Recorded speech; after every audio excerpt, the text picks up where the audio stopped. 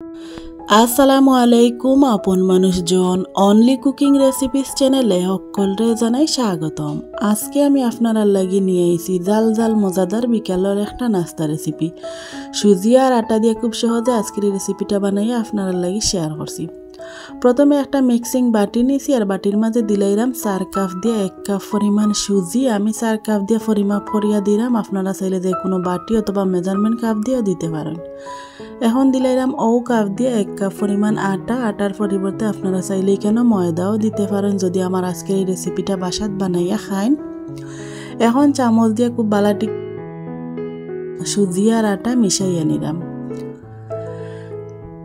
যদি আমার আজকের এই সুন্দর রেসিপিটা আপনার কাছে ভালো লাগে, নতুন যারা আমার চ্যানেলটারে সাবস্ক্রাইব করে আমার পাশে থাকার অনুরোধ রইল। মিশানি হয়ে গেলে এখন আমি কেন দিলাইরাম পানি। প্রথমে আমি 2 কাপ পানি দিলাম, পরে যদি আমার কাছে মনে হয় ব্যাটারটা একটু ঘন হয়ে গেছে তাইলে আরও পানি আমি কেন মিশাইমো।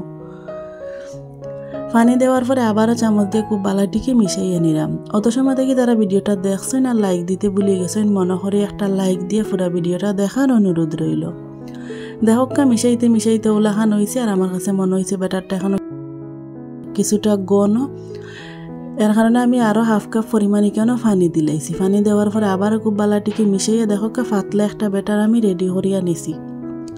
এখন ডাকনা দিয়ে ডাকিয়ে আমি বাটিটা এক সাইডে রাখি দিলাম আর অন্যবাদে আমি চুলাতে একটা প্যান বইয়া নিছি।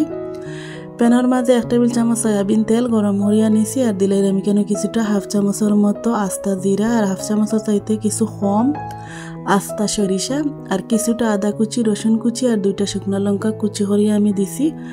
এখন সব কিছুরে হালকা একটু তেল আমি ভাজিয়া নিলাম। ভাজা হয়ে গেলে দিলাইরাম মিডিয়াম সাইজের 2টা পেঁয়াজ কুচি দেওয়ার পরে আবারও সব কিছুরে মিশাইয়া একটু ভাজিয়া নিলাম। আজকের এই রেসিপিটা খাইতে অনেক বেশি ভালো লাগে আর আপনারা যদি পুরো ভিডিওটা দেখেন তাইলে বুঝতে পারবা খুব সহজে বানানিও যায়। যদি জাল জাল বিকালে কিছু খাইতে মন চায় তাইলে আমার আজকের এই রেসিপিটা বানাইয়া বাসাত খাইতে পারেন। এখন দিলাইরাম 1 বাটির মতো কেন গাজর কুচি আর দিলাম সবুজ ক্যাপসিকাম কুচি, দিলাম স্বাদ মতো লবণ। এখন সব কিছুরে খুব বালাটিকে মিশাইয়া নিলাম আর লবণ দেওয়ার কারণে সবজি থেকে যে পানি এক্সট্রা বাড়িব সেই পানিগুলোও যাতে খুব বালাটিকে শুকাই যায়। দেখকা আমি মিডিয়াম আছে সবজিগুলার একটু ভাজা ভাজা করিয়া নিছি আর মোটামুটি পানিও শুকাই গেছে। এখন আমি কেন দিলাইরাম হাফ চামচের মতো হলুদের গুঁড়া, হাফ চামচের মতো দিলাইরাম লাল মরিচের গুঁড়া, হাফ চামচ দিলাইরাম কেন ভাজা জিরার গুঁড়া। এখন সব কিছু মশলা দেওয়ার পরে আবার হালকা আছে মিশাইয়া নিলাম। মিশাইতে মিশাইতে দেখকা ওলাগান জর একটু হয়ে গেছে সবজিগুলা। দেখকা মিশাইতে মিশাইতে সবজিগুলা মোটামুটি জর হয়ে গেছে আর মোটামুটি সিদ্ধ হয়ে গেছে। এখন আমি কেন দিলাইরাম আগে যে ব্যাটার আমি রেডি করিয়া রাখছি আটার সুজির পুরা ব্যাটারটা আমি এখন এই প্যানের মাঝে দিয়া এখন কিছুটা পরিমাণ দিলাইরাম ধনিয়া পাতা কুচি। এরপরে অনবরত নাড়াচাড়া করিয়া নিলাম।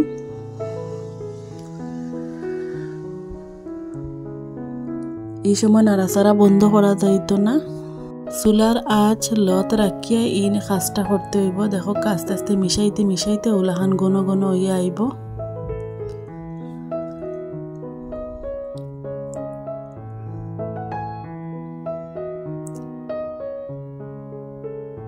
আমার ডটা মোটামুটি রেডি হয়ে গেছে, দেখে হয়তো বুঝতে পারা আপনারাও চাইলে ওলাহান রেডি করিয়া নিবা। এখন আমি চুলা থাকি নামাইয়া একটা তালর মাঝে সবগুলা ডো আমি রাখলাম আর কিছুটা ঠান্ডা করিয়াও নিলাম।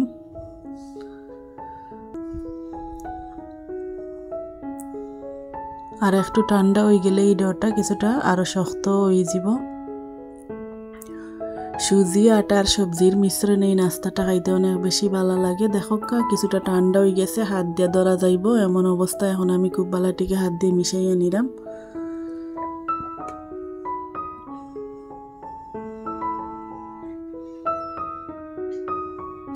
প্রথমে মনে হইব কি বেশি নরম, আসলে কিন্তু আস্তে আস্তে মিশাইতে মিশাইতে দেখবা ডটা ঠিক হয়ে গেছে। আর হাতে যে চিটচিটা ভাবে লাগে এর কারণে আমি কেন কিছুটা তেল দিছি। তেল দেওয়ার পরে আবারও মিশিয়ে নিছি আর দেখে হয়তো বুঝতে পারা খুব সুন্দর মসৃণ একটা ডো আমার রেডি হয়ে গেছে। এখন হাতের মাঝে সামান্য তেল মিশাইয়া আমি নাস্তাগুলা বানাইয়া নিলাম একটা একটা করিয়া। প্রথমে আমি কিছুটা লেচি নিছি, নিয়ে হাতের মাঝে গোল হরি ঘুরাইয়া তারপরে একটু চাপ দিয়া গোল একটা নাস্তার শেপ দিলাইছি। আর দেখো নাস্তার শেপের মাঝে কোনো ধরনের ফাটল নাই, খুব সুন্দরভাবে আমার একটা নাস্তা রেডি হয়ে গেছে। ওলাহান করিয়া বাকি সবগুলা নাস্তা আমি বানাইয়া নিছি। আর দেখো কতগুলা নাস্তা হয়েছে। এখন নাস্তাগুলারে আমি তেলের মাঝে বাজি লিমু। তেলও বাজার লাগি একটা প্যানও আমি আগে থেকে পরিমাণ মতো তেল গরম করিয়া নিছি। আর এখন একটা একটা করে নাস্তা আমি গরম তেলের মাঝে দিলাইরাম। মিডিয়াম আছে এই নাস্তাগুলা বাজতে হইব, না হয় বাইরে কালার আইব আর ভিতরটা নরম থাকি যাব। এক সাইড কিছুটা বাজা হয়ে গেলে আমি একটা চামচ দিয়ে একটা একটা করে নাস্তা উল্টাইয়া দিলাম। দেখো নিচের সাইডে কত সুন্দর কালার আইছে। আর এগুলা দেখতেও সুন্দর লাগে, খাইতে অনেক বেশি ভালো লাগে। আর তেল দেওয়ার পরে অনেকটা ফুলবো এই নাস্তাগুলা।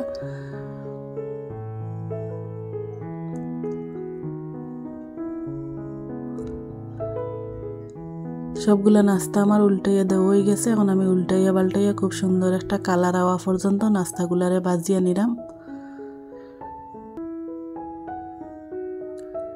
একটা নাস্তা আমি আপনারা সামনে থেকে দেখাইলাম। দেখো কতটা সুন্দর হয়েছে ফুলিয়া, আর কতটা সুন্দর কালার আইছে।